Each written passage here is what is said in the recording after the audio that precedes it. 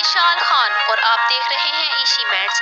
Guys, کیا آپ سوچ سکتے ہیں ایک ایسا انسان جس نے اپنی ساری زندگی اسکول کا منہ تک نہ دیکھا ہو، وہ انسان ہمارے پاس ماسٹر آف میڈیسنز کا ٹائٹل حاصل کر لے اور دنیا کا سب سے بڑا ڈاکٹر بن جائے؟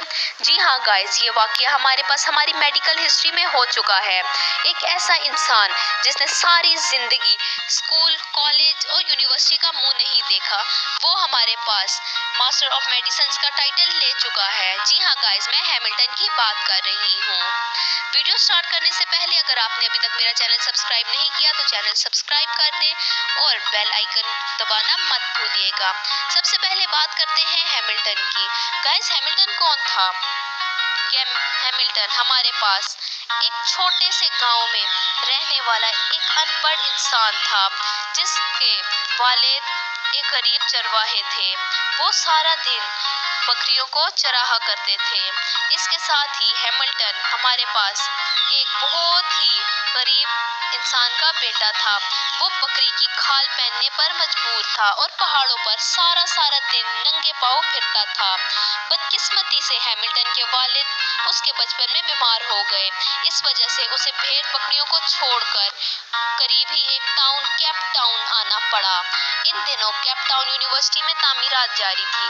میں آپ کو بتا دوں، کیپ ٹاؤن یونیورسٹی اس وقت طبی لحاظ سے دنیا کی سب سے بڑی یونیورسٹی ہے اور دنیا کا سب سے پہلا بائی پاس آپریشن اسی یونیورسٹی میں کیا گیا تھا۔ اس وجہ سے اس یونیورسٹی کو خاص اہمیت حاصل ہے۔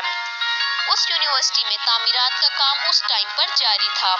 اسے یونیورسٹی میں مزدور کی حیثیت سے بھرتی کر لیا گیا۔ اسے دن رات کی محنت مشقت کے بعد بہت کم پیسے ملتے تھے۔ وہ یہ پیسے اپنے گھر بھجوا دیتا تھا تاکہ اس کے والد کا علاج ہو سکے اور خود بہت ہی مشکل سے کھلے آسمان تلے سونے پر مجبور تھا۔ وہ سالوں تک مزدور کی حیثیت سے کام کرتا رہا اور آخرکار یونیورسٹی تیار ہو گئی۔ جب تعمیرات کا سلسلہ ختم ہوا تو یونیورسٹی میں ہیملٹن کو مالی کی حیثیت سے بھرتی کر لیا گیا۔ یونیورسٹی میں ایک جگہ کو ٹینس کورٹ کہا جاتا تھا۔ ہیملٹن کو ٹینس کورٹ کا گھاس کاٹنے کا کام ملا۔ وہ روز ٹینس کورٹ پہنچتا اور گھاس کاٹنا شروع کر دیتا۔ وہ 3 برس تک یہ کام کرتا رہا اور اس نے ان 3 برس میں ایک دن بھی ناغہ نہ کیا۔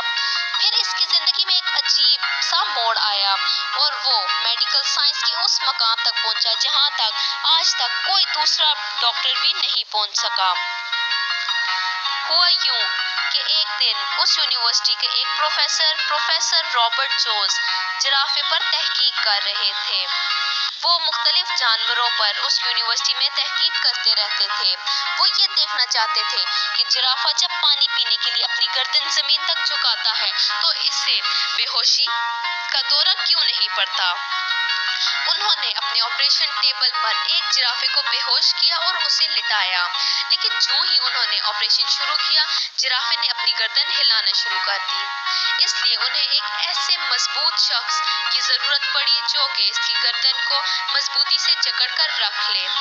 پروفیسر تھیڈرڈ سے باہر آئے اور سامنے ان کی نظر ہیملٹن پر پڑی۔ ہیملٹن وہاں گھاس کاٹ رہا تھا۔ پروفیسر نے دیکھا وہ ایک مضبوط نوجوان ہے۔ انہوں نے اسے اشارے سے بلایا اور جرافے کی گردن پکڑنے کا حکم دے دیا۔ یہ آپریشن مسلسل طور پر 8 گھنٹے تک چلتا رہا۔ اس دوران ڈاکٹر رابرٹ جوز نے چائے اور کافی کے وقفے لیے، مگر ہیملٹن جرافے کی گردن تھام کر مسلسل 8 گھنٹے کھڑا رہا۔ جب آپریشن ختم ہوا تو ہیملٹن چپ چاپ باہر نکلا اور جا کر اپنا کام شروع کر دیا، یعنی کہ گھاس کاٹنا شروع کر دیا۔ دوسرے دن دوبارہ پروفیسر نے اسے بلا لیا اور گردن پکڑ کر کھڑا ہونے کا حکم دیا۔ اس کے بعد یہ ہیملٹن کی روز کی روٹین بن گئی۔ وہ روز صبح یونیورسٹی آتا، 8-10 گھنٹے جانوروں کے ساتھ آپریشن تھیٹر میں گزارتا، اس کے بعد ٹینس کورٹ کی گھاس کاٹنے لگتا۔ وہ کئی مہینے تک لگاتار 2 کام کرتا رہا اور اس نے اپنی اس کام کا کوئی اضافی معاوضہ طلب نہیں کیا اور نہ ہی کسی بڑے عہدیدار سے اس کی شکایت کی۔ پروفیسر رابرٹ جوز اس کی محنت اور مشقت سے بہت زیادہ متاثر ہو گئے اور انہوں نے اسے مالی سے لیب اسسٹنٹ بنا دیا۔ ہیملٹن کی پروموشن ہو گئی تھی۔ وہ اب روز صبح یونیورسٹی آتا، آپریشن تھیٹر پہنچتا اور مختلف سرجنوں کی مدد کرتا۔ یہ سلسلہ سالوں تک جاری رہا۔ 1958 میں اس کی زندگی میں ایک اور موڑ آیا۔ اس سال ایک اور ڈاکٹر برنارڈ یونیورسٹی آئے۔ انہوں نے دل کی منتقلی کے آپریشن شروع کر دیے، یعنی وہ چاہتے تھے کہ ایک انسان کا دل آسانی سے کسی دوسرے انسان کے اندر منتقل کیا جا سکے، اور انہوں نے اس کام کے لیے مختلف ریسرچز اور آپریشن اس یونیورسٹی میں شروع کر دیے گئے۔ ہیملٹن کو ڈاکٹر برنارڈ کا اسسٹنٹ بنا دیا گیا۔ ہیملٹن ان کے کام کو بہت غور سے دیکھتا۔ ان آپریشنز کے دوران اسے اسسٹنٹ سے ایڈیشنل سرجن بنا دیا گیا۔ اب ڈاکٹر آپریشن کرتے اور آپریشن کے بعد ہیملٹن انسان یا جانوروں کو ٹانکے لگانے کا کام کرتا۔ وہ انتہائی شاندار ٹانکے لگاتا تھا۔ اس نے ایک دن میں 50 لوگوں کے بھی ٹانکے لگائے۔ وہ آپریشن میں کام کرتے کرتے بہت بڑے سرجنوں سے زیادہ انسانی جسم کو سمجھنے لگا۔ جی ہاں گائز، ایک ایسا انسان جس نے اپنی ساری زندگی اسکول کا منہ تک نہیں دیکھا، وہ ہمارے پاس بہت سارے سرجنوں سے زیادہ انسانی جسم کو سمجھنے لگا۔ اس لیے بڑے ڈاکٹروں نے اسے جونیئر ڈاکٹرز جو کہ ابھی نئے آتے تھے ان کو سکھانے کی ذمہ داری سونپ دی۔ وہ اب جونیئر ڈاکٹرز کو آپریشن کرنے میں مدد کرتا اور آہستہ آہستہ ہیملٹن یونیورسٹی کی اہم ترین شخصیت بن گیا۔ وہ میڈیکل سائنس کی اصطلاحات سے ناواقف تھا، لیکن وہ بڑے سرجن سے بہتر تھا۔ ایک ایسا انسان جس نے کبھی بھی ہمارے پاس کتاب تک نہ پڑھی، وہ ہمارے پاس دنیا کے بڑے سے بڑے سرجن سے بہترین سرجن بن چکا تھا۔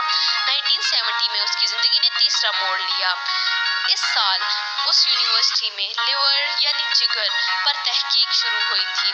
اس آپریشن کے دوران ہیملٹن نے جگر کی یعنی لیور کی ایک ایسی پوائنٹ کی نشاندہی کی جس کی وجہ سے جگر کی منتقلی آسان ہو گئی۔ اس نشاندہی نے میڈیکل سائنس کے بڑے سے بڑے ڈاکٹرز اور بڑے سے بڑے سرجنز کے دماغ کو حیران کر کے رکھ دیا۔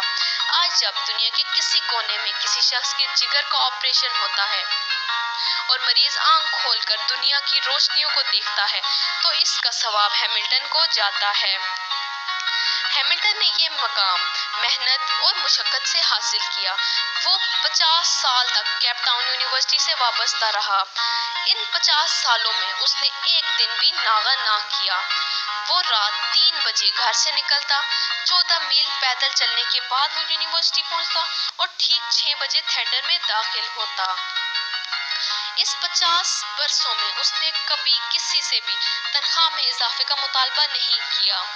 اس وجہ سے لیکن اس کے باوجود اس کی زندگی میں ایک ایسا وقت آیا جب اس کی تنخواہ یونیورسٹی کے وائس چانسلر سے زیادہ ہو چکی تھی اور اسے وہ اعزاز ملا جو آج تک میڈیکل سائنس کے کسی اور شخص کو نہ ملا، جو کہ تھا ماسٹر آف میڈیسنز۔